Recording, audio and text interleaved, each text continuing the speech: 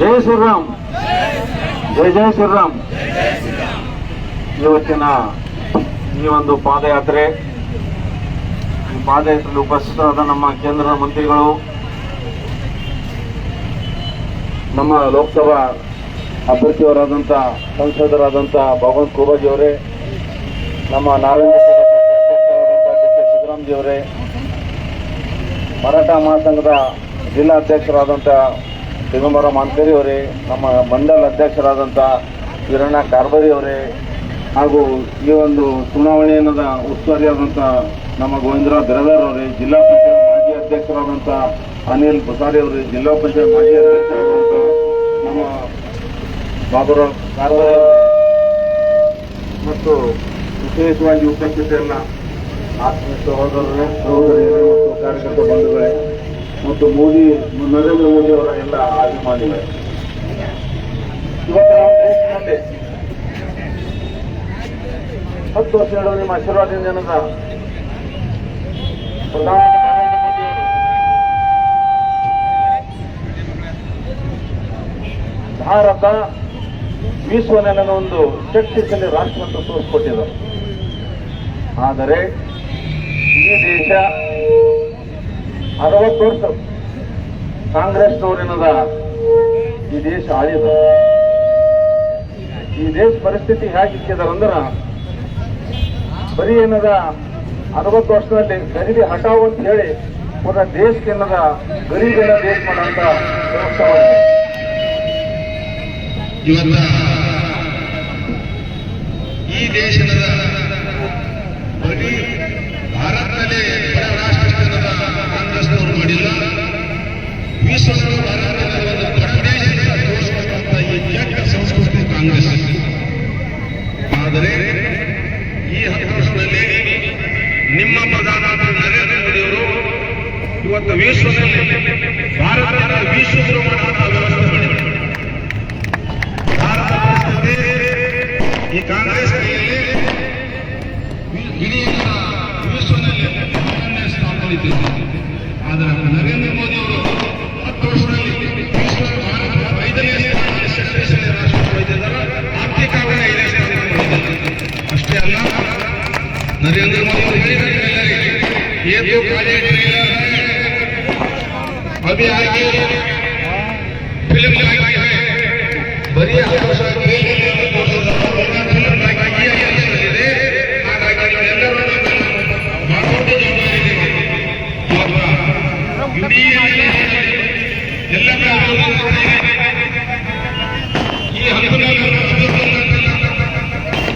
ಈ 10 ವರ್ಷದಲ್ಲಿ ಮಾಡಿದ ಅಭಿವೃದ್ಧಿ 60 ವರ್ಷ ಕಾಂಗ್ರೆಸ್ ಮಾಡಲಾಗಿಲ್ಲ. ಆದರೆ ಇವತ್ತು ಕಾಂಗ್ರೆಸ್ ನರೇಂದ್ರ ಮೋದಿ ಏನು ಮಾಡಿಲ್ಲ, ಖೂಬಾ ಏನು ಮಾಡಿಲ್ಲ. ನೀವು ಎಲೆಕ್ಷನ್ ಪ್ರದೇಶದಲ್ಲಿ ಎಷ್ಟು ಸುಳ್ಳಾಡ್ರಿ, ಆದರೆ ಈ ದೇಶ ಜನತಾ ಬೀದರ್ನ ಲೋಕಸಭಾ ಜನತಾ ನಮ್ಮೆಲ್ಲ ಮತದಾರರು ಬಹಳ ಹುಷಾರಲ್ಲ. ಯಾರಿಗೆ ಯಾವಾಗ ಹೋಗ್ಬೇಕು, ಈ ದೇಶ ಯಾರಿಗೂ ಈ 10 ವರ್ಷ ತೋರಿಸ್ಕೊಟ್ಟಿದೆ. ಭಗವಾನ್ ಖೂಬಾ ಅವರು ಇವತ್ತು ಬೀದರ್ ಜಿಲ್ಲೆಯಲ್ಲಿ ಯಾವ ಲೋಕಸಭಾ ಸದಸ್ಯ ಕೆಲಸ ಮಾಡಿಲ್ಲ, ಅಷ್ಟು ಕೆಲಸ ಮಾಡಿಲ್ಲ. ಆದ್ರೆ ಕಾಂಗ್ರೆಸ್ ಖೂಬಾ ಕೆಲಸ ಮಾಡಿಲ್ಲ, ಕೆಲಸ ಮಾಡಿಲ್ಲ.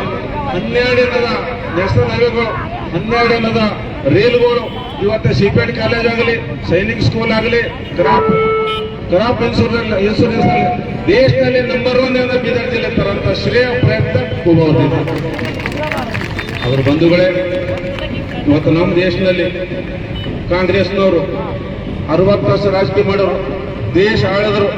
ಆದ್ರೆ ನಮ್ಮ ಏನದ ಭಗವಾನ್ ಶ್ರೀರಾಮನ ಏನದ ಒಂದು ಮಂದಿರ ಕಟ್ಲಕ್ಕಾಗಿಲ್ಲ, ಅವ್ರ ಮೂರ್ತಿ ಏನದ ಕೂಡ್ಸ್ಲಕ್ಕಾಗಿಲ್ಲ ಅಯೋಧ್ಯೆಯಲ್ಲಿ. ಆದ್ರೆ ನಿಮ್ಮ ಆಶೀರ್ವಾದದಿಂದ ನರೇಂದ್ರ ಮೋದಿ ಅವರು ಭಗವಾನ್ ಏನದ ಶ್ರೀರಾಮ ಮೂರ್ತಿಯನ್ನು ಕೂಡಿಸಿದ್ರು, ಅದಕ್ಕೆ ಮೂರ್ತಿಯನ್ನ ಕೂಡಿಸಿ ನೀವು ಮಂದಿರ ಉದ್ಘಾಟನೆ ಮಾಡಿದ್ರು.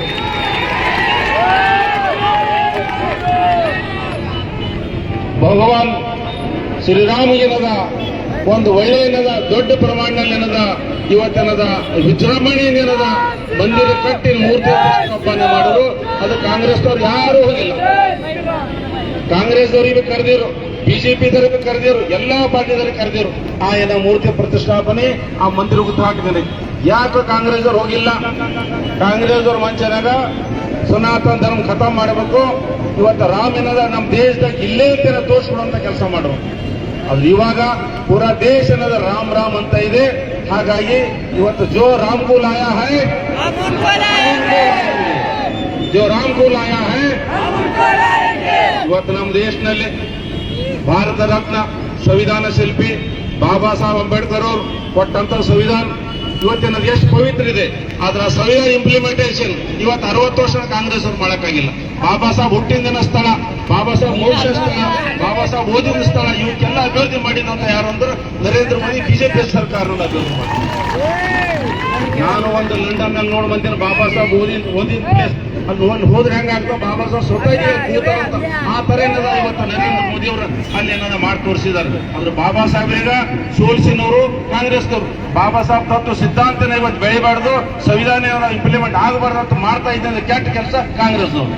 ಆದ್ರೆ ಇವತ್ತ ಬಾಬಾ ಸಾಹೇಬ್ರದ ಏನದ ಸಂವಿಧಾನ ಇವತ್ತು ಎತ್ತು ಹಿಡಿದು ದೇಶದಲ್ಲಿ ಏನದ ಮೋದಿ ಅವರು ಏನ್ ಹೇಳಿದಾರೆ, ನರೇಂದ್ರ ಮೋದಿ ಏನ್ ಹೇಳಿದಾರೆ, ಈ ಏನದ ಭಾರತ್ನಲ್ಲಿ ಬಾಬಾ ಸಾಹೇಬ್ ಸಂವಿಧಾನ ಯಾರೂ ಚೇಂಜ್ ಮಾಡಕ್ ಸಾಧ್ಯ ಇಲ್ಲ. ಬಾಬಾ ಸಾಹೇಬ್ ಸಂವಿಧಾನ ಏನದ ನಾವೆಲ್ಲರೂ ನಡ್ ತೋರಿಸ್ತೇವೆ, ತೋರಿಸ್ತೇವೆ, ಮಾಡ್ತಾ ಇದ್ದು ಬಾಬಾ ಸಾಹೇಬ್ ಮಾಡಿಂದೆ ಇವತ್ತು ನಮ್ಮ ದೇಶ ಬಹಳ ಜೋರ್ ಇದೆ ಅಂತ ಹೇಳಿದ್ರು. ಅದು ಹೇಳಿದಾರೆ, ಮೈ ಚಾ ಬೇಯಿಸಲೇವಲ್ಲ ಪ್ರಧಾನ ಮಂತ್ರಿ ಹೋನಾ ತು ಉಸ್ಕಾ ಪುರಾಣಿ ಹೋದ್ರಿ, ಅದಕ್ಕೆ ಏನದ ಬಾಬಾ ಸಾಹೇಬ್ರೆ ಅದು ಕಾಣಬೋದ್ರಿದ್ದಾರೆ ಅಂತ ಹೇಳಿದ್ರು.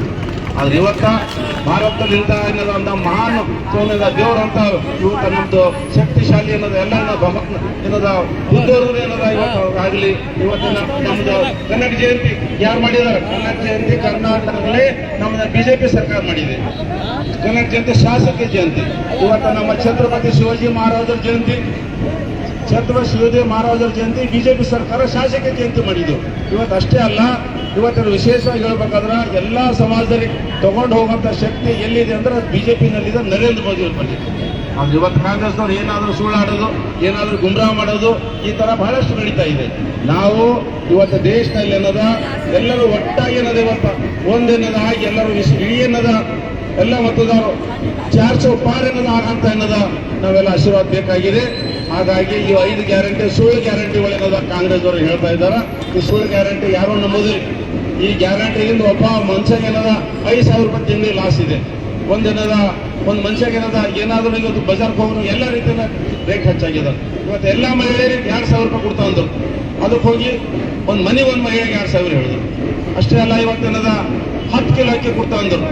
ಅದಕ್ಕೆ 5 ಕಿಲೋ ಅಕ್ಕಿ ಸಿದ್ದರಾಮಯ್ಯ ಕೊಡ್ಲಕ್ಕಾಗಿಲ್ಲ. ಅದು ಬಿಜೆಪಿ ಸರ್ಕಾರ ನಮ್ಮ ಮೋದಿಯವರು 5 ಕಿಲೋ ಅಕ್ಕಿ ಬರ್ತಾ ಇದೆ. ಸಿದ್ದರಾಮಯ್ಯ ಏನ್ ಬರ್ತಾ ಇದೆ ಅಂದ್ರೆ 170 ರೂಪಾಯಿ ಬರ್ತಾ ಇದೆ. ಆ 170 ರೂಪಾಯಿನೂ ಸರಿ ಕೂಡ ಬಹುಶಃ ಎಲ್ಲೂ ಇಲ್ಲ ಅನಿಸೋ ಮಟ್ಟಿಗೆ ಬಾಲಿಕೆಗಳು ಅಂತ ಸರಿ ಕೂಡ ಕಾಣಿಸ್ತಾ ಇಲ್ಲ. ಆದ್ರೆ ಯಾರು ಸರಿ ಕೂಡ ಕೊಡ್ತದ ಸರಿ ರೂಪಾಯಿ ಡಬಲ್ ಮಾಡಬೇಕು, ಅದು ಬಸ್ಸಿನ ರೇಟ್ ಹೆಚ್ಚು ಮಾಡಬೇಕು. ಹೀಗಾಗಿ ಏನದ ಇವತ್ತು ಎಲ್ಲ ಜನರಿಗೆ ಕಿಶೆ ಮೇಲೆ ಬಡದ ಕೆಲಸ ಇವತ್ತು ಕಾಂಗ್ರೆಸ್ ಸರ್ಕಾರ ಮಾಡ್ತಾ ಇದೆ. ಯಾರು ಇವತ್ತೇನದ ಇವತ್ತು ವಿಶೇಷವಾಗಿ ಕಾಂಗ್ರೆಸ್ ಕೊಡುವಂತ ಪರಿಸ್ಥಿತಿ ಇಲ್ಲ. ಎಲ್ಲರೂ ಕಾಂಗ್ರೆಸ್ ಓಡಾಡೋದು ಎಲ್ಲರೂ ಈ ಬಾರ್ ನರೇಂದ್ರ ಮೋದಿ ಅಂತ ಇದ್ದಾರೆ. ಎಲ್ಲರೂ ಇವತ್ತು ವಿಶೇಷವಾಗಿ ಲೋಕಸಭಾ ಮತ್ತೊಂದು ಸಲ ದುಬಾರಿ ಗೆಲ್ಲಿಸಿ ಅವರಿಗೆ ಕೇಂದ್ರ ಕ್ಯಾಬಿನೆಟ್ ಮಂತ್ರಿ ಮಾಡಬೇಕಂತ ಎಲ್ಲರಿಗೆ ವಿನಂತಿ ಮಾಡಿ ವಿಶ್ವದಲ್ಲಿ ಭಾರತ ಮತ್ತು ನಂಬರ್ 1 ರಾಷ್ಟ್ರ ಶಕ್ತಿಶಾಲಿ ರಾಷ್ಟ್ರ ಮಾಡಬೇಕು, ವಿಶ್ವ ಗುರು ಮಾಡಬೇಕು. ಆ ಶಕ್ತಿ ನಿಮ್ಮಲ್ಲಿದೆ, ತಾವೆಲ್ಲರೂ ಆಶೀರ್ವಾದ ಮಾಡಬೇಕಂತ ಹೇಳಿ ನನ್ನ ಮಾತು ಮುಗಿಸ್ತೀನಿ. ಜೈ ಹಿಂದ್, ಜೈ ಕರ್ನಾಟಕ. बोलो भारत माता की, भारत माता की जय श्री राम, जय श्री राम. नरेंद्र मोदी जी ಅವರಿಗೆ, ನರೇಂದ್ರ ಮೋದಿ जी ಅವರಿಗೆ, ಭಗವಂತ ಕುಮಾರ್ಜಿ ಅವರಿಗೆ, ಭಗವಂತ ಕುಮಾರ್ಜಿ ಅವರಿಗೆ. ನಿಮ್ಮೆಲ್ಲರಲ್ಲಿ ಒಂದು ವಿನಂತಿ ಮಾಡ್ತೀನಿ. ನಾನೇನು ಭಾಷಣ ಮಾಡೋದಿಲ್ಲ. ನಮ್ಮ ನಾಯಕ ಪ್ರಕಾಶ್ ಖಂಡ್ರೇಜಿ ಅವರು ಈಗಾಗಲೇ ಮಾತಾಡಿದ್ದಾರೆ. ನಾನು ಒಂದು ಸಣ್ಣ ವಿನಂತಿ ಮಾಡ್ತೀನಿ. ದೇಶದ ರಕ್ಷಣೆ ಮಾಡೋದು ಕೇವಲ ನರೇಂದ್ರ ಮೋದಿ ಭಗವಂತ ಕುಮಾರ್ ಅಷ್ಟೇ ಕೆಲಸದ ಅಂತ ಹೇಳಿ ನೀವು ಕೈ ಜೋಡಿಸಿ ಕೂತ್ಕೋಬೇಡ್ರಿ. ದೇಶದ ರಕ್ಷಣೆ ಮಾಡೋದು ಮೋದಿ ಅವರು ಎಷ್ಟು ಕರ್ತವ್ಯದ, ಇಲ್ಲಿ ಸೇರಿರ್ತಕ್ಕಂಥ ನಿಮ್ಮೆಲ್ಲರ ಕರ್ತವ್ಯದ ಇವತ್ತಿನ ಸಂದರ್ಭದಲ್ಲಿ ಹೇಳಕ್ಕೆ ಇಷ್ಟಪಡ್ತೀನಿ. देशाच्या हिताची रक्षणा करायची श्री नरेंद्र मोदींची एकट्याची काम नाही, भगवान कुमार एकट्याचं काम नाही, तुमच्या संघाचं काम आहे. देश वाचला तर आम्ही वाचणार आहोत. देश उडवर ना उडीतोय.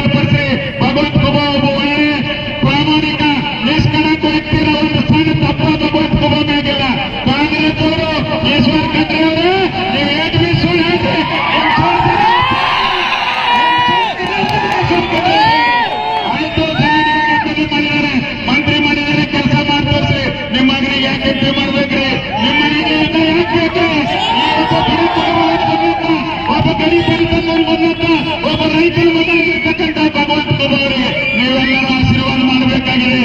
ಕಾಲು ಬಿದ್ದು ವಿನಂತಿ ಮಾಡಲತ್ತೀನಿ, ಇದು ನಿಮ್ಮ ಹಿತದ ಚುನಾವಣೆ ಇದೆ, ನಿಮ್ಮ ಭವಿಷ್ಯದ ಚುನಾವಣೆ ಇದೆ. ನೋಡ್ರಿ, ಇವತ್ತು ನರೇಂದ್ರ ಮೋದಿ ಅವರು ಒಳ್ಳೆ ಕೆಲಸ ಮಾಡ್ತಾ ಇರೋದ್ರಿಂದ ಪಾಕಿಸ್ತಾನ ಬಗ್ಗೆ ಮುಚ್ಕೊಂಡು ಕುಂತಿಲ್ಲ. ಅವ್ರ ಚರ್ಚೆಗಳಿಗೆ ಮುಚ್ಕೊಂಡು ಕುಂತಾರ. ಒಂದ್ ವೇಳೆ ನಾವು ಕಾಂಗ್ರೆಸ್ಸಿಗೆ ಮದತ್ ಮಾಡಿದ್ರೆ ಅವ್ರು ಏನ್ ಹಲತ್ ಮಾಡ್ತಾರೆ ಈ ದೇಶದಲ್ಲಿ ನಿಮಗೆ ಗೊತ್ತದ. ಅದಕ್ಕೆ ನಮ್ಮ ಎದೆ ಮುಟ್ಕೊಂಡು ನಮ್ಮ ಮುನ್ನಡೆಯೋಣ.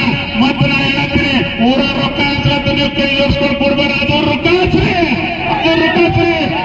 ಹಿತದ ವಿರುದ್ಧ ಕಾಂಗ್ರೆಸ್ಸಿಗೆ ಕೆಲಸ ಮಾಡ್ಲತ್ರ ಅದು ತಡೆದು ನಿಮ್ಮೆಲ್ಲರ ಕರ್ತವ್ಯದ. ದಯವಿಟ್ಟು ಭಾರತೀಯ ಜನತಾ ಪಾರ್ಟಿ ಮದತ್ ಮಾಡ್ರಿ, ದೇಶದ ರಕ್ಷಣೆ ಮಾಡ್ರಿ, ನರೇಂದ್ರ ಮೋದಿ ಅವರ ಕೈ ಬಲಪಡಿಸ್ರಿ, ಭಗವಂತ ಖುಬಾ ಅವರ ಕೈ ಬಲಪಡಿಸ್ರಿ ಅಂತ ವಿನಂತಿ ಮಾಡಿಕೊಂಡು ಈಗ ಸನ್ಮಾನ್ಯ ಭಗವಂತ ಖುಬಾಜಿ ಅವರು ಮಾತಾಡ್ಬೇಕಂತ ವಿನಂತಿ ಮಾಡಿ. ವೀರಣ್ಣ ಕಾರ್ಬಾರಿ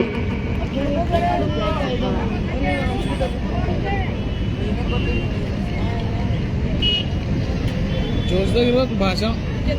ಈ ಒಂದು ಪಾದಯಾತ್ರೆಯಲ್ಲಿ ಭಾಗವಹಿಸಿರ್ತಕ್ಕಂಥ ನಮ್ಮೆಲ್ಲರ ನೆಚ್ಚಿನ ನಾಯಕರಾದ ಭಗವಂತ ಖುಬಾಜಿ ಅವರೇ ಹಾಗೂ ಕ್ಷೇತ್ರದ ನಾಯಕರು, ಮಾಜಿ ಶಾಸಕರಾದಂಥ ಪ್ರಕಾಶ್ ಖಂಡೇಜಿ ಹಾಗೂ ನಾರಂಜ ಸಹಕಾರ ಕಾರ್ಖಾನೆಯ ಅಧ್ಯಕ್ಷರಾದಂತಹ ಡಿ.ಕೆ. ಸಿದ್ದರಾಮಜಿ ಅವರೇ, ಆಮೇಲೆ ಶಿವರಾಜ್ ಗದ್ಗೆ ಅವರೇ, ಮಾನ್ಕರಿ ಅವರೇ, ಪ್ರಸನ್ನ ಖಂಡೆ ಅವರೇ, ಚಂದ್ರಸವಳತ್ತಿ ಅವರೇ, ಇಲ್ಲಿ ಬಂದಿರತಕ್ಕಂಥ ಎಲ್ಲ ಮಹಾಶಕ್ತಿ ಕೇಂದ್ರದ ಅಧ್ಯಕ್ಷರುಗಳೇ, ಶಕ್ತಿ ಕೇಂದ್ರದ ಪ್ರಮುಖರೇ, ಬೂತ್ ಅಧ್ಯಕ್ಷರೇ, ಎಲ್ಲ ಅಭಿಮಾನಿಗಳೇ, ತಾಯಿಂದಿರೇ, ಅಕ್ಕ ತಂಗಿಯರೇ, ಸಹೋದರಿ, ನೀವೆಲ್ಲರ ಪಾದಕ್ಕೆ ನನ್ನ ಅನೇಕ ವಂದನೆಗಳನ್ನು ಸಲ್ಲಿಸುತ್ತಾ, ನೀವೆಲ್ಲರೂ ನೂರಾರು ಸಂಖ್ಯೆಯಲ್ಲಿ ಸಾವಿರಾರು ಜನ ಸೇರಿ ಇವತ್ತೊಂದು ಈ ಪಾದಯಾತ್ರೆಗೆ ಸಹಕರಿಸಿ ಬೆಂಬಲಿಸಿ, ನಿಮ್ಮೆಲ್ಲರ ಬೆಂಬಲ ಮೋದಿ ಸರ್ಕಾರಕ್ಕಿದೆ, ಮೋದಿ ಪಕ್ಷ ಬಿಜೆಪಿಗಿದೆ, ಮೋದಿ ಪರಿವಾರಕ್ಕಿದೆ ಅಂತ ಬೆಂಬಲ ಕೊಟ್ಟಿದ್ರಿ.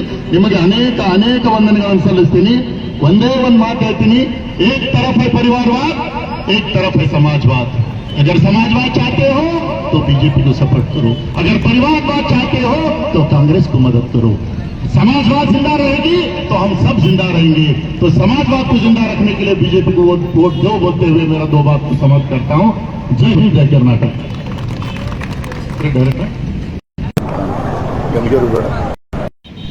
ಇವಾಗ ಸಮಯದ ಅಭಾವದಿಂದ ನೇರವಾಗಿ ಕೇಂದ್ರ ಮಂತ್ರಿಗಳು ಭಗವಂತ ಖುಬಾಜಿ ಅವರು ಮಾತಾಡಬೇಕಾಗಿ ವಿನಂತಿ.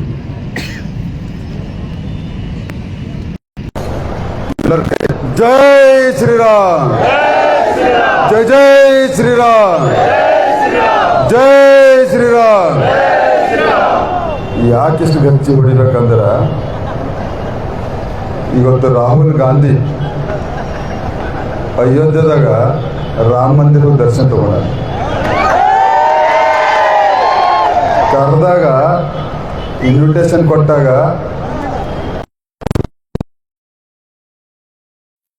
ರಾಹುಲ್ ಗಾಂಧಿಗಳಿದ್ದ. ಒಂದು 2 ವರ್ಷ ಆಯ್ತು ರಾಮ ಊಟಕ್ಕೆ ಬಂದು ಸಾರ್ವಜನಿಕವಾಗಿ ಪೂಜೆ ಮಾಡ್ಲಿಕ್ಕೆ ಚಾಲು ಮಾಡ್ಯಾರ. 2 ವರ್ಷ ಕೆಳಗೆ ಅವ್ರಿಗೆ ಗೊತ್ತಿದ್ದಿಲ್ಲ ರಾಮ ಹಲ್ಲಿಗೆ ಸರಿ ಬಂದ. ಜೈ ಶ್ರೀರಾಮ್, ಜಯ ಜಯ ಶ್ರೀರಾಮ್. बोलो भारत माता की, बोलो भारत माता की. वंदे भारतीय जनता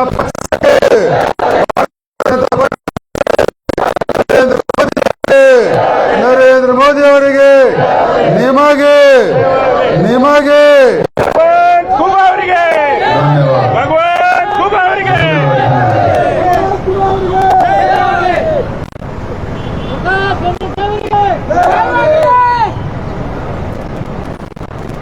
किसी का पीछे लगने का हमारा नसीब में छोड़ा नहीं अभी तक, और आज भी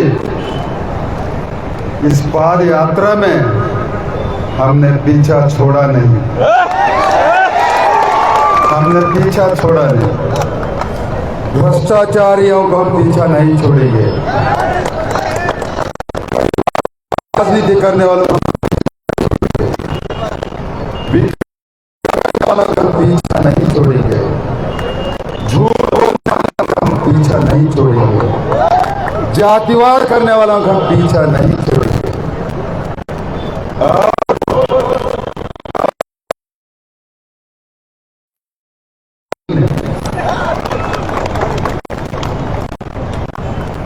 और 10 साल से पीछा छोड़ा नहीं.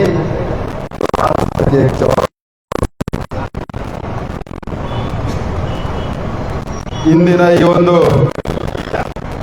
ಪಾದಯಾತ್ರೆ ಮೂಲಕ ಮತಯಾಚನೆ ಕಾರ್ಯಕ್ರಮದಲ್ಲಿ ಭಾಗವಹಿಸಿದಂತ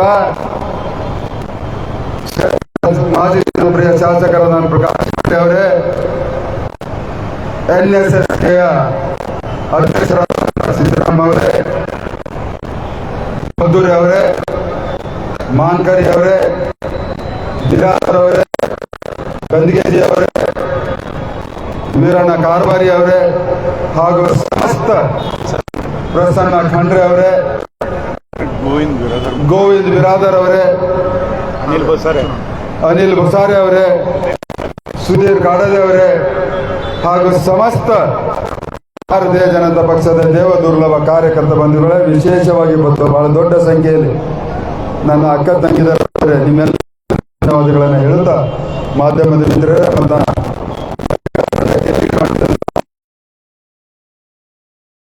ಸಹೋದರಿ ಲುಂಬಿನ ಗೌತಮ್ ಅವರೇ, ಬಹಳ ಸಂಖ್ಯೆ ನಮ್ಮ ತಾಯಿಂದ ಬಂದರು ಪಾಪ.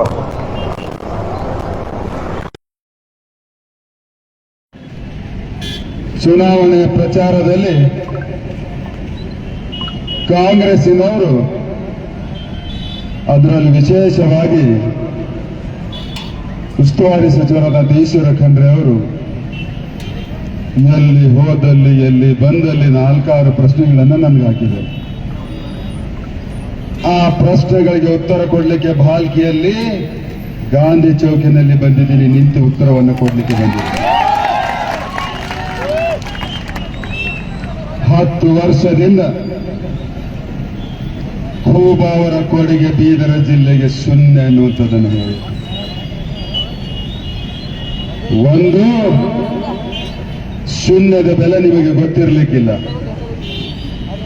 ಅಥವಾ ಶೂನ್ಯದ ಹಿಂದೆ ಅಂಕೆಗಳನ್ನು ಹಚ್ಚಿದಾಗ ಅದರ ಬೆಲೆ ಎಷ್ಟು ಇರ್ತದೆ ಅನ್ನುವಂಥದ್ದನ್ನು ನಾನು ಇವತ್ತು ಹೇಳಲಿಕ್ಕೆ ಬಂದಿದ್ದೀನಿ. ಕಳೆದ 10 ವರ್ಷದಲ್ಲಿ ಕ್ಷೇತ್ರದ ಜನತೆ ಆಶೀರ್ವಾದವನ್ನು ಪಡೆದು ಹಲವಾರು ಯೋಜನೆಗಳಲ್ಲ 100 ಯೋಜನೆಗಳನ್ನು ನನ್ನ ಜಿಲ್ಲೆಗೆ ತಂದಿದೆ. 1 ಲಕ್ಷ ಕೋಟಿಗೆ ಹೆಚ್ಚು ಹಣದ ಅನುದಾನವನ್ನು ತಂದು ನನ್ನ ಜಿಲ್ಲೆ ಅಭಿವೃದ್ಧಿಯನ್ನು ಮಾಡಿದ್ದೀನಿ. ಮತ್ತೊಮ್ಮೆ ಹೇಳ್ತೀನಿ, ಕೇಳಬೇಕು. 1 ಲಕ್ಷ ಕೋಟಿಗೆ ಹೆಚ್ಚು ಅನುದಾನವನ್ನು ತಂದು ಜಿಲ್ಲೆಯ ಸರ್ವಾಂಗೀಣ ಅಭಿವೃದ್ಧಿಯನ್ನು ಮಾಡಿದ್ದೀನಿ. ಕಳೆದ 10 ವರ್ಷದಲ್ಲಿ ನರೇಂದ್ರ ಮೋದಿ ಅವರ ಸರ್ಕಾರದ ಅನೇಕ ಸಾಮಾಜಿಕ ಸುರಕ್ಷತೆ ಯೋಜನೆಗಳನ್ನು 65 ವರ್ಷಗಳ ಕಾಲ ಕಾಂಗ್ರೆಸ್ ಇಲ್ಲಿ ಶಾಸನವನ್ನು ಮಾಡಿದಂಥದ್ದವರು ನಿಮಗೆ ವಿಕಾಸದ ಅರಿವನ್ನ ಇಲ್ಲ ಅನ್ನುವಂಥದ್ದನ್ನು ಸ್ಪಷ್ಟವಾಗಿ ಹೇಳ್ತೀನಿ. ಕಳೆದ 10 ವರ್ಷದಲ್ಲಿ ನರೇಂದ್ರ ಮೋದಿ ಅವರು ಈ ದೇಶದ ಬಡವರಿಗಾಗಿ, ಈ ದೇಶದ ಮಹಿಳೆಯರಿಗಾಗಿ, ಈ ದೇಶದ ರೈತರಿಗಾಗಿ, ಈ ದೇಶದ ಯುವ ಪೀಳಿಗೆಗಾಗಿ ಹಲವಾರು ಯೋಜನೆಗಳನ್ನು ಕೊಟ್ಟು ಇವತ್ತು ದೇಶದಲ್ಲಿ 81 ಕೋಟಿ ಜನ ನರೇಂದ್ರ ಮೋದಿಯವರ ಸರ್ಕಾರದ ಲಾಭಗಳನ್ನು ಪಡೆದ ಲಾಭಾರ್ಥಿಗಳು. ಇಷ್ಟೆಲ್ಲ ಯೋಜನೆಗಳನ್ನು ನಾವು ತರಬೇಕಾದ್ರೆ 60 ವರ್ಷಗಳ ಕಾಲ ನೀವು ಕೇಂದ್ರದಲ್ಲಿ ಸರ್ಕಾರವನ್ನು ಆಳಿದ್ರಿ, ಯಾಕೆ ಮಾಡಲಿಲ್ಲ ಅನ್ನುವಂಥದ್ದು ನನ್ನ ಪ್ರಶ್ನೆ ಇದೆ. ನಿಮಗೆ ದೇಶದ ರೈತರಿಗೆ 25 ಯೋಜನೆಗಳನ್ನು ಕೊಟ್ಟಿದ್ದು, 25 ಯೋಜನೆಗಳನ್ನು ಕೊಟ್ಟಿದ್ದು. ಪ್ರಧಾನಮಂತ್ರಿ ಸಮ್ಮಾನ್ ನಿಧಿ ಯೋಜನೆ ಮುಖಾಂತರ ಪ್ರತಿ ವರ್ಷ 6,000 ರೂಪಾಯಿ ಕೊಡ್ತಾ ಇರುವುದು ನರೇಂದ್ರ ಮೋದಿ ಅವರ ಸರ್ಕಾರ. ಮತ್ತೊಮ್ಮೆ ಕೇಳಬೇಕು ನೀವು ಕಾಂಗ್ರೆಸ್ಸಿನವರು, ಕಳೆದ 9 ವರ್ಷದಲ್ಲಿ ಪ್ರಧಾನಮಂತ್ರಿ ಫಸಲ್ ಬಿಮಾ ಯೋಜನೆ ಜಿಲ್ಲೆಯ 2.25 ಲಕ್ಷದ ರೈತರಿಗೆ 1,200 ಕೋಟಿ ಹಣವನ್ನು ಅವರ ಖಾತೆಗೆ ಜಮಾ ಆಗಿದೆ. ರೈತರ ಆದಾಯವನ್ನು ದುಗುಣಗೊಳಿಸಿದ್ದೇವೆ ಅನ್ನುವಂಥದ್ದನ್ನ ಅಂಕಿಅಂಶಗಳನ್ನು ಈಗಾಗಲೇ ಹಲವಾರು ಬಾರಿಗಳನ್ನು ಕೊಟ್ಟಿದ್ದೇನೆ. ನಿಮ್ಮ ಮನೆ ಎದುರಿಗೆ ಏನು ಡ್ರಿಪ್ ಇರಿಗೇಷನ್ ಕೊಡ್ತೀರೋ ನೀವು ರೈತರಿಗೆ, ಅದಕ್ಕೆ 90% ಸಬ್ಸಿಡಿಯನ್ನು ಕೊಡ್ತಾ ಇರುವುದು ನಮ್ಮ ನರೇಂದ್ರ ಮೋದಿ ಅವರ ಸರ್ಕಾರದಿಂದ. ಇವತ್ತು ದೇಶದ ಬಡವರಿಗೆ, ಏನ್ ರೈತರಿಗೆ ಬಡವರಿಗೆ ನಾವು ರೇಷನ್ ಕೊಡ್ತೀವಿ, ಅಕ್ಕಿ ಕೊಡ್ತೀವಿ ಅಂತ ಹೇಳ್ತಿರಲ್ಲ, ಬೊಬ್ಬೆ ಹಾಕ್ತಿರಲ್ಲ, ಕಳೆದ 10 ವರ್ಷದಿಂದ ಬಡವರಿಗೆ ಪ್ರತಿ ತಿಂಗಳು ಅಕ್ಕಿ ಕೊಡ್ತಾ ಇರೋದು, ರೇಷನ್ ಕೊಡ್ತಾ ಇರೋದು ನರೇಂದ್ರ ಮೋದಿಯವರ ಸರ್ಕಾರ, ಕಾಂಗ್ರೆಸ್ ಸರ್ಕಾರ ಇಲ್ಲ ಅನ್ನುವಂಥದ್ದು ಜನತಾ ಗೋಚರವಾಗಿದೆ. ಬಡವರಿಗೆ ಆಯುಷ್ಮಾನ್ ಭಾರತ್ ಕಾರ್ಡ್ಗಳನ್ನು ದೇಶದಲ್ಲಿ 12 ಕೋಟಿ ಬಡವರಿಗೆ, ಅದಕ್ಕೂ ಹೆಚ್ಚು ಬಡವರಿಗೆ, ನಮ್ಮ ಜಿಲ್ಲೆಯಲ್ಲಿ 8 ಲಕ್ಷಕ್ಕೂ ಹೆಚ್ಚು ಬಡವರಿಗೆ ಪ್ರಧಾನಮಂತ್ರಿ ಆಯುಷ್ಮಾನ್ ಭಾರತ್ ಕಾರ್ಡ್ಗಳನ್ನು ವಿತರಣೆಯನ್ನು ಮಾಡಿದ್ದೀವಿ. 8 ಲಕ್ಷದಲ್ಲಿ 1,35,000 ಬಡವರು ಚಿಕಿತ್ಸೆಯನ್ನು ಪಡೆದು ಬಡವರ ಸಾವಿರಾರು ಕೋಟಿ ಹಣವನ್ನು ಉಳಿತಾಯ ಮಾಡಿದಂಥದ್ದು ನರೇಂದ್ರ ಮೋದಿ ಅವರ ಸರ್ಕಾರ.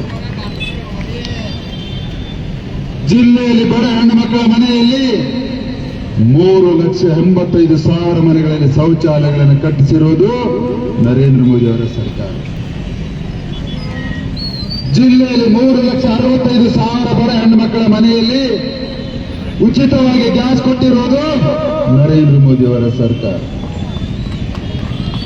ಜಿಲ್ಲೆಯ ಗರ್ಭಿಣಿ ಬಡ ಹೆಣ್ಣು ಮಕ್ಕಳಿಗೆ ಮಾತೃವಂದನ ಯೋಜನೆಯಲ್ಲಿ 5,000 ಕೊಡ್ತಾ ಇರುವುದು ನರೇಂದ್ರ ಮೋದಿ ಅವರ ಸರ್ಕಾರ. ಬೇಟಿ ಬಚಾವ್ ಬೇಟಿ ಪಢಾವ್ ಅನ್ನೋ ಯೋಜನೆ ಮೂಲಕ ಹೆಣ್ಣು ಮಕ್ಕಳ ಎಲ್ಲ ರೀತಿಯ ಅಭಿವೃದ್ಧಿಯನ್ನು ಪಡಿಸಿರುವುದು ನರೇಂದ್ರ ಮೋದಿ ಅವರ ಸರ್ಕಾರ. ಇವತ್ತು ಜಿಲ್ಲೆಯಲ್ಲಿ ಕಳೆದ 10 ವರ್ಷದಲ್ಲಿ ಪ್ರಧಾನಮಂತ್ರಿ ಆವಾಸ್ ಯೋಜನೆಯಲ್ಲಿ 1 ಲಕ್ಷ ಮನೆಗಳನ್ನು ವಿತರಣೆ ಮಾಡಿರುವುದು ನರೇಂದ್ರ ಮೋದಿ ಅವರ ಸರ್ಕಾರ. ಯಾವ ಬಡ ಮನೆಗಳಲ್ಲಿ ಕರೆಂಟ್ ಕನೆಕ್ಷನ್ ಇರಲಿಲ್ಲವೋ ಎಲ್ಲಾ ಬಡವರ ಮನೆಗಳಲ್ಲಿ ಕರೆಂಟ್ ಕನೆಕ್ಷನ್ ಅನ್ನು ಮಾಡಿರುವುದು ನರೇಂದ್ರ ಮೋದಿ ಅವರ ಸರ್ಕಾರ. ಇವತ್ತು ದೇಶದ ಯುವಕರಿಗಾಗಿ ಉದ್ಯೋಗವನ್ನು ಸೃಷ್ಟಿಯನ್ನು ಮಾಡಿರುವುದು 54 ಕೋಟಿ ಉದ್ಯೋಗವನ್ನು. ಕಾಂಗ್ರೆಸ್ನವರು ಕೇಳ್ತಾರೆ, ಪ್ರತಿ ವರ್ಷ 2 ಕೋಟಿ ಉದ್ಯೋಗವನ್ನು ಸೃಷ್ಟಿ ಮಾಡ್ತೀನಿ ಅಂತ ಹೇಳಿದ್ರೆ ನರೇಂದ್ರ ಮೋದಿ ಅವರೇ 10 ವರ್ಷದಲ್ಲಿ ಏನು ಮಾಡಿದ್ರಂತೆ? ಕಾಂಗ್ರೆಸ್ನವರೇ ನಿಮ್ಮ 2 ಕೋಟಿಯ ಲೆಕ್ಕದ ಪ್ರಕಾರ 10 ವರ್ಷದಲ್ಲಿ 24 ಕೋಟಿ ಮಾತ್ರ ಆಗ್ಬೇಕಾಗಿದೆ. 10 ವರ್ಷದಲ್ಲಿ ನರೇಂದ್ರ ಮೋದಿ ಅವರ ಸರ್ಕಾರ 54 ಕೋಟಿ ಉದ್ಯೋಗವನ್ನು ಸೃಷ್ಟಿಯನ್ನು ಮಾಡಿದೆ, ನಿಮ್ದು 3 ಪಟ್ಟು. ಪ್ರಧಾನಮಂತ್ರಿ ಮುದ್ರಾ ಯೋಜನೆ ಮುಖಾಂತರ 45 ಕೋಟಿ ಉದ್ಯೋಗವನ್ನು 27 ಲಕ್ಷ ಹಣವನ್ನ ಸಾಲದ ರೂಪದಲ್ಲಿ ಕಟ್ಟಿ ಇವತ್ತು ಎಲ್ಲರೂ ಸ್ವಯಂ ಉದ್ಯೋಗವನ್ನು ಪ್ರಾರಂಭ ಮಾಡಿದ ಬಂದಿವೆ. 6 ಕೋಟಿ ಅಸಂಘಟಿತ ಕ್ಷೇತ್ರದಲ್ಲಿ EPF ಮುಖಾಂತರ ನೋಂದಣಿ ಮಾಡಿಕೊಂಡು ಇವತ್ತು ಅವರ ಉಪಜೀವನವನ್ನು ಮಾಡ್ತಾ ಇದ್ದಾರೆ. 6 ಕೋಟಿ, 1,80,00,000 ಕೌಶಲ್ಯ ಅಭಿವೃದ್ಧಿ ಇಲಾಖೆ ಮುಖಾಂತರ ಟ್ರೈನಿಂಗ್ ಅನ್ನು ಪಡೆದುಕೊಂಡು 1,80,00,000 ಇವತ್ತು ಸ್ವಯಂ ಉದ್ಯೋಗವನ್ನು ಪ್ರಾರಂಭ ಮಾಡಿದ್ದಾರೆ. ಕಳೆದ ಕೇವಲ 10 ತಿಂಗಳಲ್ಲಿ 1 ಕೋಟಿಗೆ ಹೆಚ್ಚು ಕೇಂದ್ರ ಸರ್ಕಾರದ ನಾನಾ ಇಲಾಖೆಗಳಲ್ಲಿರುವಂತಹ ಉದ್ಯೋಗವನ್ನು ಭರ್ತಿಯನ್ನು ಮಾಡಿದಂಥದ್ದು 1 ಕೋಟಿ. ಇವತ್ತು ಸರ್ವಾಂಗೀಣ ಅಭಿವೃದ್ಧಿಗಾಗಿ ಯುವಕರಿಗಾಗಿ 2014ಕ್ಕಿಂತ ಮುಂಚೆ ದೇಶದಲ್ಲಿರುವಂತಹ ಕಾಲೇಜುಗಳ ಸಂಖ್ಯೆ, ಯೂನಿವರ್ಸಿಟಿಗಳ ಸಂಖ್ಯೆ ಕೇವಲ 10 ವರ್ಷದಲ್ಲಿ 2 ಪಟ್ಟು ಮಾಡಿದಂತಹ ಕೀರ್ತಿಯನ್ನ ನರೇಂದ್ರ ಮೋದಿ ಅವರ ಸರ್ಕಾರ ತಗೊಂಡಿದೆ. ಇವತ್ತು ಎಲ್ಲರ ಭವಿಷ್ಯವನ್ನು ರೂಪವನ್ನು ಮಾಡಿದಂಥದ್ದು ನರೇಂದ್ರ ಮೋದಿ ಅವರ ಸರ್ಕಾರ. ಇಷ್ಟೇ ಅಲ್ಲ, ಈಶ್ವರ್ ಖಂಡ್ರೆ ಅವರೇ ಮೂಲಭೂತ ಸೌಕರ್ಯಗಳನ್ನು ಮತ್ತೆ ಗಾಂಧಿ ಚೌಕ್ ಭಾಲ್ಕಿಯಲ್ಲಿ ನಿಂತು ಹೇಳ್ತಾ ಇದ್ದೇನೆ, ಏನು ಮಾಡಿದ್ದೀನಿ 10 ವರ್ಷದಲ್ಲಿ ಅಂತ. ನನ್ನ ಒಂದು 10 ವರ್ಷದ ಅವಧಿಯಲ್ಲಿ 12 ರಾಷ್ಟ್ರೀಯ ಹೆದ್ದಾರಿಗಳನ್ನು ಮಂಜೂರಾತಿಯನ್ನು ಮಾಡಿ 6 ರಾಷ್ಟ್ರೀಯ ಹೆದ್ದಾರಿಗಳ ಕಾಮಗಾರಿಗಳನ್ನು ಪೂರ್ಣಗೊಳಿಸಿದ್ದೀನಿ. 6 ಪ್ರಗತಿಯಲ್ಲಿ ಮತ್ತು ಟೆಂಡರ್ ಹಂತದಲ್ಲಿದ್ದಾವೆ. ನೀವು 65 ವರ್ಷಗಳ ಕಾಲ ಈ ಜಿಲ್ಲೆಯಲ್ಲಿ ರಾಜಕಾರಣವನ್ನು ಮಾಡ್ತಾ ಇದ್ದೀರಿ, ನಿಮ್ಮ ಸಾಧನೆ ಶೂನ್ಯ ಇದೆ ಅನ್ನೋಂಥದ್ದನ್ನು ಗಾಂಧಿ ಚೌಕ್ನಲ್ಲಿ ನಿಂತು ಹೇಳ್ತೀನಿ. ಇಲ್ಲಿಯವರೆಗೆ ಭಾಲ್ಕಿಯ ಜನತೆ ಕಿವಿ ಕೊಟ್ಟು ಕೇಳಬೇಕು ಬಂಧುಗಳೇ, ನಿಮ್ಮ ಊರಿನಲ್ಲಿ ಸ್ಟೇಡಿಯಂ ಇದೆಯಾ? 65 ವರ್ಷಗಳ ರಾಜಕಾರಣ ಮಾಡ್ತಾ ಇರುವಂತಹ ಒಂದು ಒಂದು ಸ್ಟೇಡಿಯಂ ಕಟ್ಟಲಿಕ್ಕೆ ಸಾಧ್ಯವಾಗಲಿಲ್ಲ, ಯೋಗ್ಯತೆ ಇಲ್ಲ ಬಂಧುಗಳೇ. 13 ಹೊಸ ರೈಲ್ವೆಗಳನ್ನು ಬೀದರ್ದಿಂದ ಪ್ರಾರಂಭವನ್ನು ಮಾಡಿದ್ದೀನಿ. ಬೀದರ್ದಿಂದ ಬೆಂಗಳೂರಿಗೆ ವಿಮಾನಯಾನವನ್ನು ಪ್ರಾರಂಭವನ್ನು ಮಾಡಿದ್ದೀನಿ. ಬೀದರದಲ್ಲಿ ಪಾಸ್ಪೋರ್ಟ್ ಸೇವಾ ಕೇಂದ್ರವನ್ನು ಪ್ರಾರಂಭಿಸಿದ್ದೀನಿ. 50,000 ಲಾಭಾರ್ಥಿಗಳನ್ನು ಪಡ್ಕೊಂಡಿದ್ದೀನಿ. ಬೀದರ್ ನನ್ನ ಇಲಾಖೆಯಿಂದ ಬೀದರ್ ಜಿಲ್ಲೆಯಲ್ಲಿ ಸಿಪೆಟ್ ಕಾಲೇಜನ್ನು ಪ್ರಾರಂಭವನ್ನು ಮಾಡಿದ್ದೀನಿ. ಅದು ನಿಮ್ಮ ಬಾಲ್ಕೆ ಹಾಲಹಳ್ಳಿಯಲ್ಲಿ. ಬೀದರ್ ಜಿಲ್ಲೆಯಲ್ಲಿ ಸೈನಿಕ ಶಾಲೆಯನ್ನು ಪ್ರಾರಂಭವನ್ನು ಜೂನ್ ತಿಂಗಳಿಂದ ಪ್ರಾರಂಭವನ್ನು ಮಾಡ್ತಾ ಇದ್ದೀನಿ. ಬೀದರ್ ಜಿಲ್ಲೆಯಲ್ಲಿ 13,000 ಕೋಟಿ 2,000 ಮೆಗಾವಾಟಿನ ಸೋಲಾರ್ ಪಾರ್ಕ್ ಅನ್ನು ಪ್ರಾರಂಭ ಅನುಮತಿಯನ್ನು ಮಾಡಿಕೊಟ್ಟಿದ್ದೀನಿ. ಕೆಲವೇ ದಿನಗಳಲ್ಲಿ ನೀವು ಭೂಮಿಯನ್ನು ಕೊಟ್ಟಿದ್ರೆ ಸುಮಾರು 10,500 ಜನರಿಗೆ ನೌಕರಿಗಳನ್ನು ನೇರವಾಗಿ ಸಿಗುವಂತ ಯೋಜನೆಗಳನ್ನು ಪ್ರಾರಂಭ ಮಾಡಿ 10 ವರ್ಷದಲ್ಲಿ 10 ಹಲವಾರು ಯೋಜನೆಗಳನ್ನು ಮಾಡಿದ್ದೀನಿ.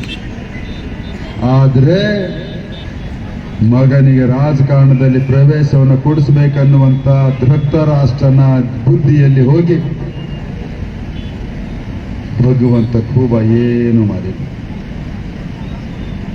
ತಂದೆಯವರೇ ಸುಳ್ಳು ಹೇಳ್ತಾರೆ ಅಂದ್ರೆ ಅದಕ್ಕೆ ನಾನು ಹೇಳಿದ್ದೆ, ಸುಳ್ಳು ಹೇಳುವುದರಲ್ಲಿ ನಂಬ್ರಿ ಅಂತ, ಏಕ್ ನಂಬ್ರಿ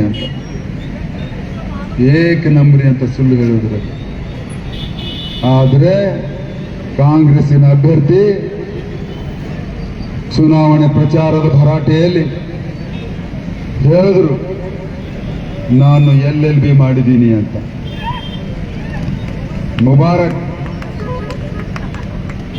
ಅಷ್ಟೇ ಅಲ್ಲ, 5 ವರ್ಷಗಳ ಕಾಲ ಸುಪ್ರೀಂ ಕೋರ್ಟ್ನಲ್ಲಿ ವಕಾಲತ್ ಮಾಡಿದ್ದೀನಿ ಅಂತ. ಇದು ಸುಳ್ಳು. ನಾಮಿನೇಷನ್ ಅಫಿಡವಿಟ್ ನಲ್ಲಿ ಅವರ ವಯಸ್ಸು ತೋರಿಸ್ಕೊಂಡಿರೋದು 26 ವಯಸ್ಸು. 5 ವರ್ಷ ಸುಪ್ರೀಂ ಕೋರ್ಟಿನಲ್ಲಿ ಕಳೆದರೆ 21 ವಯಸ್ಸು. 21 ವಯಸ್ಸಿಗೆ ಇಲ್ಲಿ ಯಾರಾದರೂ ವಕೀಲರಿದ್ರೆ ಹೇಳಿ, 21 ವಯಸ್ಸಿಗೆ ವಕಾಲತ್ತು ಬಂದ್ರೆ LLB ಮುಗಿಸ್ಲಾಕ ಆಗುತ್ತೇನೋ ಅಂತ. ಆಗಲ್ಲ.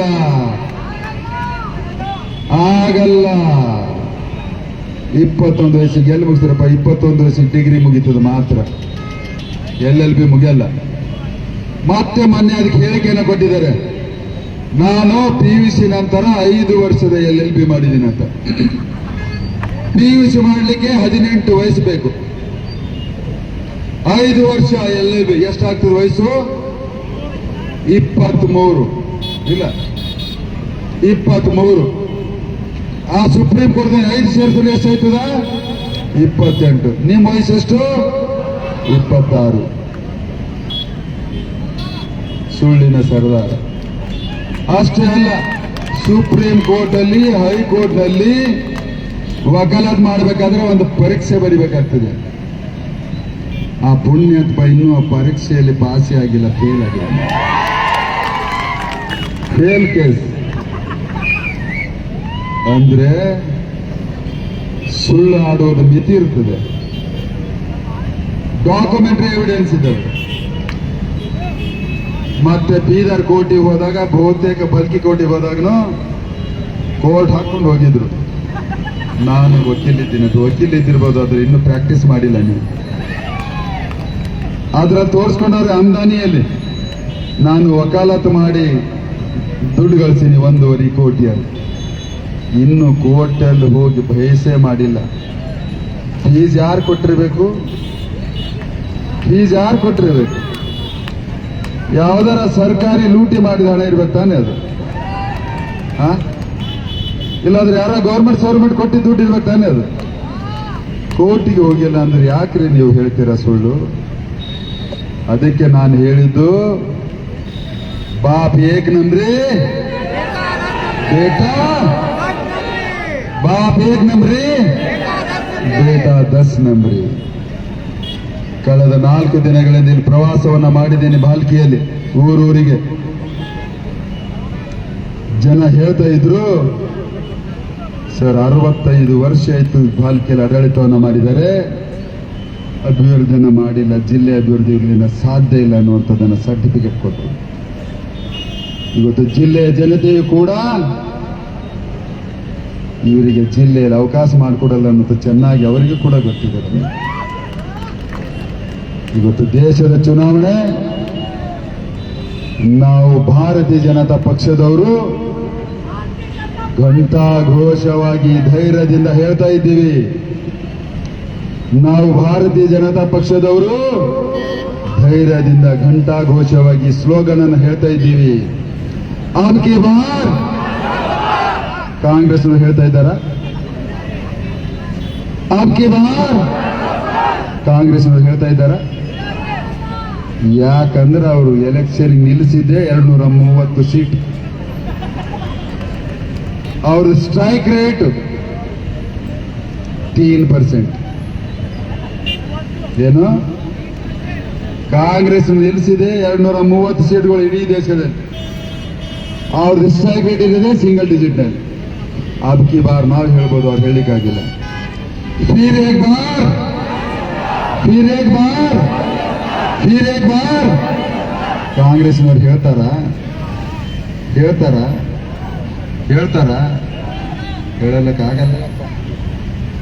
ಹೇಳಕ್ಕಾಗಲ್ಲ. मेरी तीसरी टर्म, मेरी तीसरी टर्म, मेरी तीसरी टर्म, मेरी तीसरी टर्म ಕಾಂಗ್ರೆಸ್ನವ್ರು ಹೇಳ್ತಾರ ಕಾಂಗ್ರೆಸ್ನವರು. ಇವತ್ತು ಭಾರತ ಗೆಲ್ಲಬೇಕು, ಕುಟುಂಬ ರಾಜಕಾರಣ ಸೋಲ್ಬೇಕು, ಮೋದಿಯವರು ಪ್ರಧಾನಿ ಆಗಬೇಕು, ಇಂಡಿಯಾ ಅಲೈನ್ಸ್ ಸೋಲ್ಬೇಕು, ಇಲ್ಲಿ ಭಗವಂತ ಖೂಬಾ ಗೆಲ್ಲಬೇಕು, ಕುಟುಂಬ ಪರಿವಾರ ಸೋಲ್ಬೇಕು. ಬಂಧುಗಳೇ, ಇಂಥ ಒಂದು ಸುಡು ಬಿಸಿಲಿನ ಸಮಯದಲ್ಲಿ ನಿಮ್ಮ ಉತ್ಸಾಹ, ನಿಮ್ಮ ತಾಳ್ಮೆ, ನಿಮ್ಮಲ್ಲಿರುವಂತ ಪಕ್ಷವನ್ನ ಪ್ರಚಂಡ ಬಹುಮತ ಗೆಲ್ಲಿಸಬೇಕನ್ನುವಂತ ಜಜ್ಬಾತ್ ನಿಜವಾಗಲೂ ಇವತ್ತಿನ ಭಾಲ್ಕಿ ಒಂದು ಪಾದಯಾತ್ರೆಯಲ್ಲಿ ನಾನು ಕಣ್ಣಾರ ಕಂಡಿದ್ದೀನಿ, ಮನಸಾರೆ ನೋಡಿದ್ದೀನಿ. ಆತ್ಮ ಸಾಕ್ಷಿಯಿಂದ ಹೇಳ್ತೀನಿ, ನಿಮ್ಮ ಈ ಒಂದು ಮೆಹನತಿಗೆ, ನಿಮ್ಮ ಕಷ್ಟಕ್ಕೆ ದೊಡ್ಡ ಸಂಖ್ಯೆಯಲ್ಲಿ ಬಂದಿದ್ದಂಥ ಕಾರ್ಯಕರ್ತರು, ಮುಖಂಡರು, ನಮ್ಮ ತಾಯಿಂದರು, ನಿಮ್ಮೆಲ್ಲರಿಗೆ ನಾನು ತಲೆವಾಗಿ ನಿಮಗೆ ಕೃತಜ್ಞತೆಗಳನ್ನು ಸಲ್ಲಿಸ್ತೀನಿ. ನಾಳೆ ಇವತ್ತು ಎಲ್ಲ ಕಾರ್ಯಕ್ರಮಗಳು ಮುಗಿದೋದು, ನಾಳೆ ಕೇವಲ 5 ಗಂಟೆ ತನಕ ಮಾತ್ರ ಇದೆ. ಸಾಧ್ಯ ಆದಷ್ಟು ಯಾವ ಕಾರ್ಯಕ್ರಮಗಳು ಹಾಕಿಕೊಂಡಿಲ್ಲ. ಕೇವಲ ಮನೆ ಮನೆ ಪ್ರಚಾರ ಮಾಡೋದು ನಾಳೆ ಮತ್ತು ನಾಡಿದ್ದು. ಇವಾಗ ಕಾಂಗ್ರೆಸ್ಸಿನವರು ಕಳೆದ 45 ದಿವಸದಿಂದ ನಾನು ಪ್ರವಾಸವನ್ನು ಮಾಡಿದ ಕ್ಷೇತ್ರದಲ್ಲಿ ನಾನು ಮಾಡಿದಷ್ಟು ಕಾರ್ಯಕ್ರಮ, ಅರ್ಧ ಕಾರ್ಯಕ್ರಮಗಳು ಕೂಡ ಕಾಂಗ್ರೆಸ್ನವರು ಮಾಡಲಿಲ್ಲ. ನನ್ನ ಜನಸಂಪರ್ಕ ಲಕ್ಷಗಟ್ಟಲೆ ಜನರಿಗೆ ಜನಸಂಪರ್ಕವನ್ನು ಮಾಡಿದ್ದೀನಿ. ನನ್ನ ಅರ್ಧದಷ್ಟು ಮಾಡಿಲ್ಲ. ಕಳೆದ 2 ಚುನಾವಣೆಗಿಂತ ಜಾಸ್ತಿ ಈ ಚುನಾವಣೆಯಲ್ಲಿ ಜನರು ಬಹಳಷ್ಟು ದೃಢ ಸಂಕಲ್ಪವನ್ನು ಮಾಡಿದ್ದಾರೆ, ಬಹಳ ದೊಡ್ಡ ಪ್ರಮಾಣದ ದೃಢ ಸಂಕಲ್ಪ ಮಾಡಿದ್ದಾರೆ. ಈ ಬಾರಿ ಮೋದಿಯವರನ್ನ ಪ್ರಚಂಡ ಬಹುಮತದಿಂದ ಗೆಲ್ಲಿಸಬೇಕು. ಇಲ್ಲಿ ಕೂಡ ಇವತ್ತು ಕೂಡ ಮೆರವಣಿಗೆ ನೋಡಿದೆ, ಎಲ್ಲರೂ ಥಮ್ಸ್ ಅಪ್ ಕೊಡ್ತಾ ಹೇಳ್ತಾರೆ ಈ ತರ. ನನಗೆ ನಾನು ಯಾರ್ಯಾರಿಗೆ ನಮಸ್ಕಾರ ಮಾಡ್ತೀನಿ, ಎಲ್ಲರೂ ಈ ತರ ಬಟ್ ಮಾಡ್ತಾರೆ. ಇದರ ಅರ್ಥ ನಾನು ಕಾಂಗ್ರೆಸ್ನವರಿಗೆ ಹೇಳಬೇಕಾಗಿಲ್ಲ.